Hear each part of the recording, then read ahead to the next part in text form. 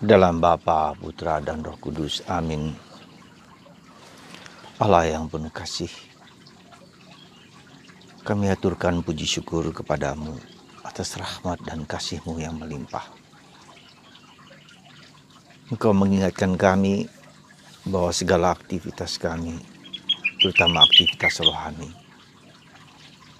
tidaklah karena ingin dipuji, ingin dilihat, atau untuk kami sendiri.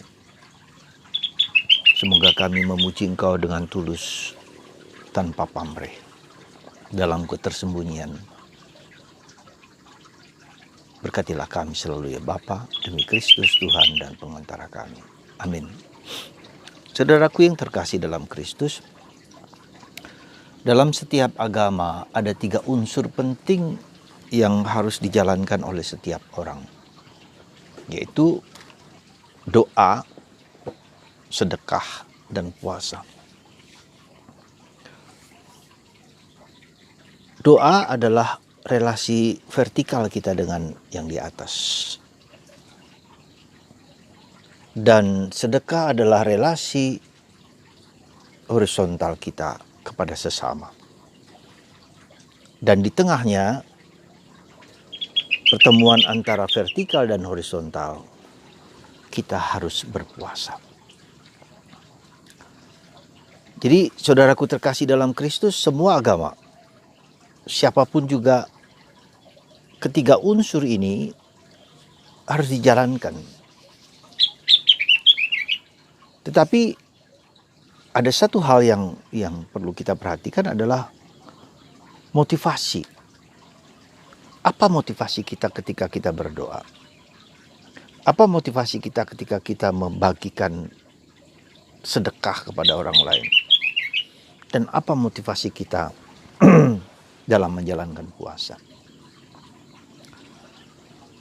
Di dalam kekristenan, Yesus menawarkan sesuatu yang membaharui, sesuatu yang mungkin harus kita perhatikan dengan sungguh-sungguh, bahwa pusat dari segala itu bukanlah diriku sendiri.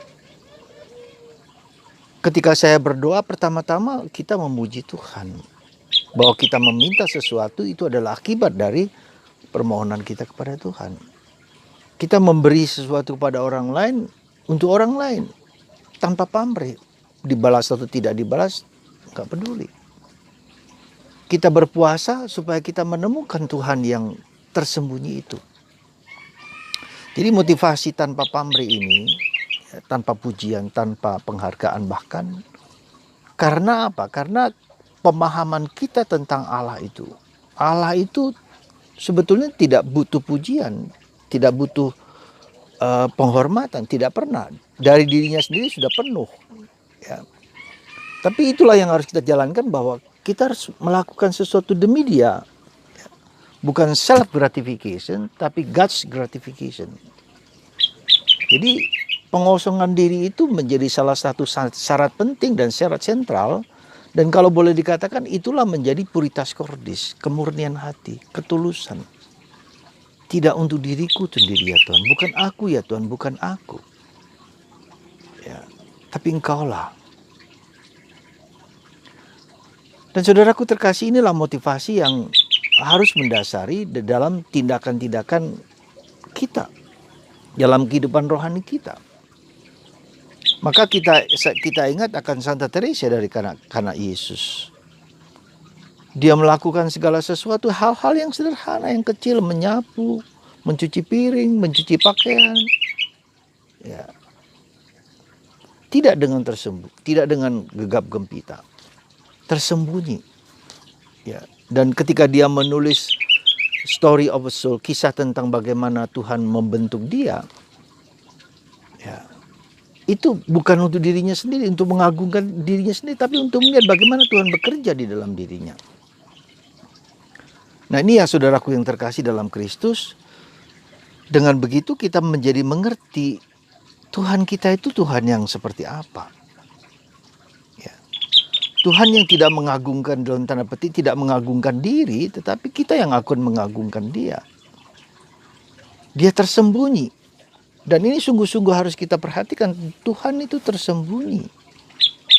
Itu yang satu hal yang yang perlu kita sadari, sungguh-sungguh harus kita sadari di dalam penghayatan hidup rohani kita, Tuhan itu tersembunyi. Karena dia roh. Dan karena roh maka kita harus hidup juga dalam roh yang sama, dalam ritme yang sama, dalam daya yang sama. Ketika kita memasuki dunia Allah yang adalah roh, maka kita yang adalah badan dan roh ini ya harus berusaha supaya kita seirama dengan roh Tuhan itu, gitu loh. Ya.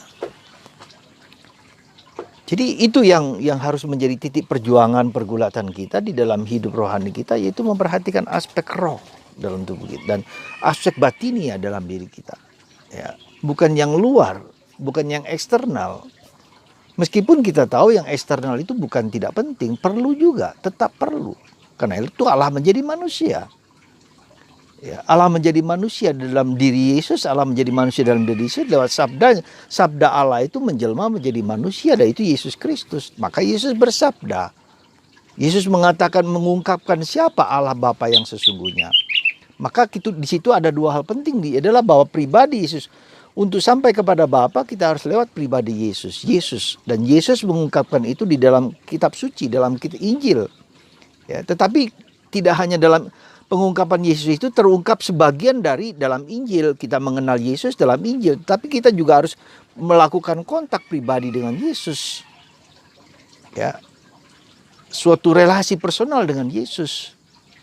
Ya, jadi relasi personal itu juga diungkapkan dalam gereja Katolik, yaitu dalam Ekaristi. Jadi bagaimana mengenal Yesus itu, yaitu diungkapkan dengan sabdanya, yaitu Injil atau kitab suci secara keseluruhan. Meskipun Injil adalah yang terutama kita lihat Yesus, tapi kemudian yang kedua di dalam karya tindakan Yesus dalam liturgi Ekaristi, dalam korbannya ini. Dia mengorbankan hidup dengan darah dan tubuhnya. Ya. Lalu juga disitulah dalam dua bidang ini, maka kita berrelasi dengan Yesus. Berelasi secara personal, secara pribadi maupun secara komunal juga. Ya. Nah, disitulah saudaraku terkasih dalam Kristus, keagungan kekayaan dari sakramen gereja. Ya. Kekayaan dan keagungan dari sakramen gereja yang berpusat hanya pada Allah di dalam Yesus berkat Roh Kudus. Ya, karena dengan Roh Kudus inilah kita dibawa untuk apa? Kita dibawa untuk berelasi dengan Tuhan dengan bahasa roh. Dalam tanda petik bukan bahasa roh yang sering dimengerti oleh orang lain, tapi dalam semangat Roh Kudus. Ya. Untuk sekali lagi berpusat kepada Tuhan. Ketiga hal itu berdoa, memberi sedekah dan berpuasa hanya untuk mengenal Tuhan dan mengenal diri kita bahwa kita itu adalah nothing. Tidak ada apa-apanya. Kita kosong, nada. Nah, bila demikian maka kita lihat nada seperti apa? Yesus sendiri. Meskipun Allah tapi dia mengosongkan diri dalam Filipi bab 2 ayat 5 sampai 11. Meskipun Allah dia mengosongkan diri. Jadi inti pengosongan diri, inti nada ya tidak ada. Ya. Jangan pernah atau tidak pernah boleh kita sendiri yang menjadi pusat. Tapi Allah. Dan Tuhan memakai kita sebagai alatnya ini untuk mewujudkan apa yang menjadi kehendak Tuhan dalam diri kita. Saudaraku terkasih dalam Kristus, inilah perjuangan kita supaya perjuangan kita untuk kita dibentuk oleh Allah menjadi manusia Allah, man of God and man for others. Manusia Allah dan manusia bagi yang lain. Dan dalam masa pandemi ini itu yang harus kita usahakan dan kita kejar. Ya, nah sebetulnya dengan segala sesuatu dengan pandemi ini sebetulnya mengajak kita untuk apa? Untuk berpuasa, ya, untuk bermati raga. Ketika segala sesuatu kesenangan diambil, ya kenikmatan kita bersama orang lain, makan bersama orang, bebas segala macam, itu semacam dikurangi. Nah, itu sebetulnya mengajak kita untuk tidak terpaku kepada hal-hal lahir ya, tetapi pada masuk dalam dunia batin. Karena Allah tersembunyi di dalam batin kita.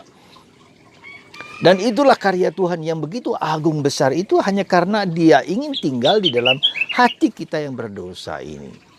Dan itu suatu anugerah yang luar biasa. Siapalah kita ini toh? Tuhan mau datang kepadaku. Tapi itulah yang Tuhan mau inginkan, bahwa Tuhan tidak jauh-jauh dari mana. Paulus mengatakan Tuhan tidak jauh dari mulut kita, dari pikiran kita, dari perasaan kita, dari tubuh kita, dari raga kita. Di sini kita inilah masterpiece of God dan Tuhan mau tinggal di sini. Sekali lagi saudaraku terkasih, mari kita usahakan ketersembunyian Allah itu dengan berpuasa, berpantang, ya, bermati raga, ya, kemudian sedekah.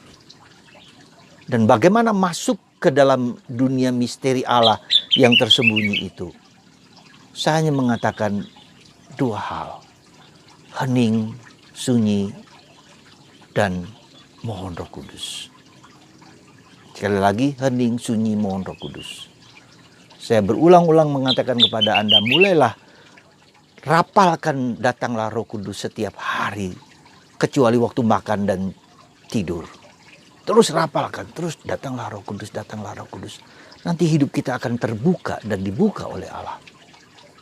Sekali lagi, daraskan dalam pikiran, dengan hati kita, daraskan. Ya, datanglah Roh Kudus, datanglah Roh Kudus. Penuhilah hati umatmu, nyalakanlah di dalamnya api cinta kasihmu. Utuslah Roh Kudusmu, maka semuanya akan dijadikan baru lagi. Ya, dan hening.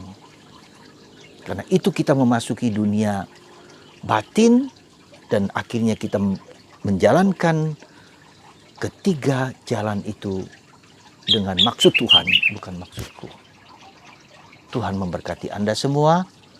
Semoga dorongan untuk mencari Tuhan yang tersembunyi dalam kesunyian batin terjadi pada kita semua. Tuhan memberkati Anda. Dan bagi Anda yang sakit disembuhkan lewat tangan hambanya ini, berkat Tuhan. Dalam kuasa, dalam nama dan kuasa Allah Tritunggal Maha Kudus, Bapa, Putra, dan Roh Kudus. Amin.